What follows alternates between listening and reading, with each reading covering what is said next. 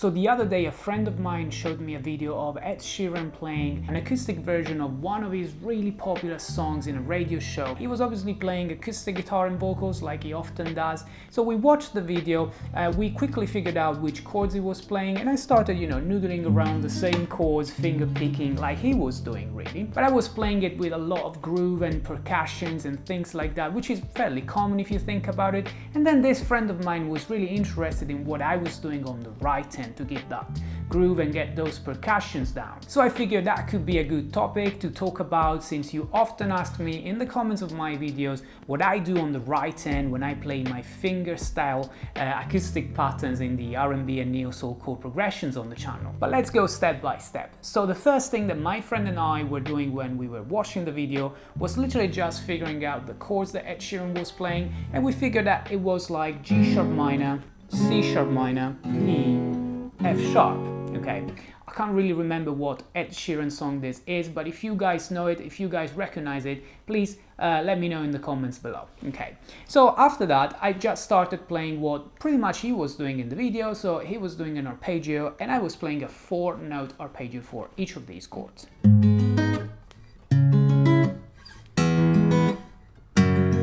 Okay, that's quite common, and which strings you play really depends on the chord that you're playing. Okay, now in between the chords, to start adding some groove, I was doing a percussion on 2 and 4, like the snare of the drums, which again, it's another fairly common thing, and Ed Sheeran was doing it as well, and this becomes like...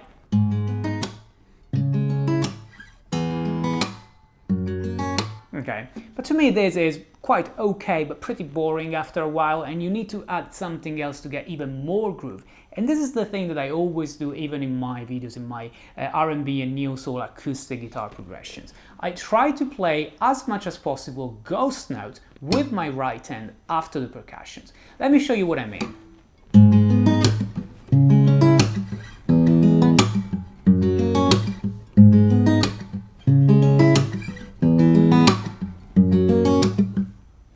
Now, how do you do this? Because I want you guys to give it a go and try this, because it's much simpler than it looks like, and it really adds a lot of value, a lot of groove to what you're playing.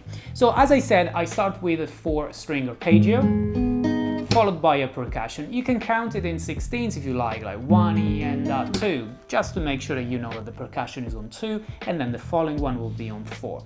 Now, once you are on 2, what you can do is, as I said, 2 extra sounds. They will be the 2nd and the 3rd 16th of that second beat. And the way I do it is literally with my index playing one of these strings, I would say usually the G string, going up, and then the thumb plays the second ghost note on the bass note. That usually is on the E string, but it could also be on the A string sometimes, okay?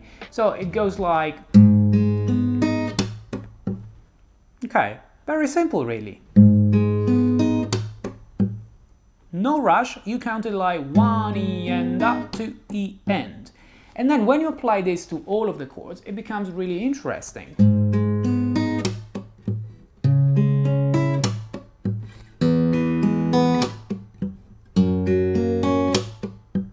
Okay, now this is not the only way of doing it. You might want to change the order of the fingers that you use, or maybe use only one of those, up to you really. But I want to show you what I do and what it comes natural to me trying out when I listen to somebody playing a chord progression which is fingerstyle. Okay, then obviously as soon as you increase the tempo and you play the same thing a little faster, this becomes really groovy and interesting.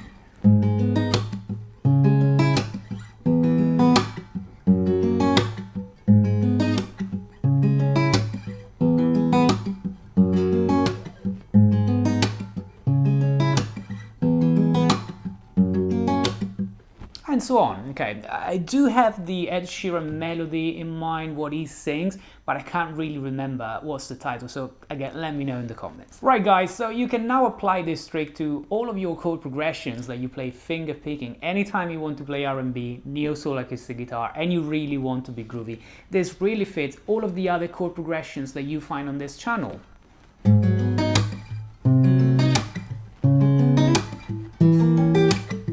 and so on. You can apply it to any chord really. Okay guys, so that's all for today. I hope you enjoyed it. Please let me know in the comments if you have any questions about this technique, and let me know if you want to use it, if you will use it in your chord progressions. Again, if you want to support this channel, you can do so on my Patreon page. The link is in the description below. Thanks for watching, and I'll see you next time.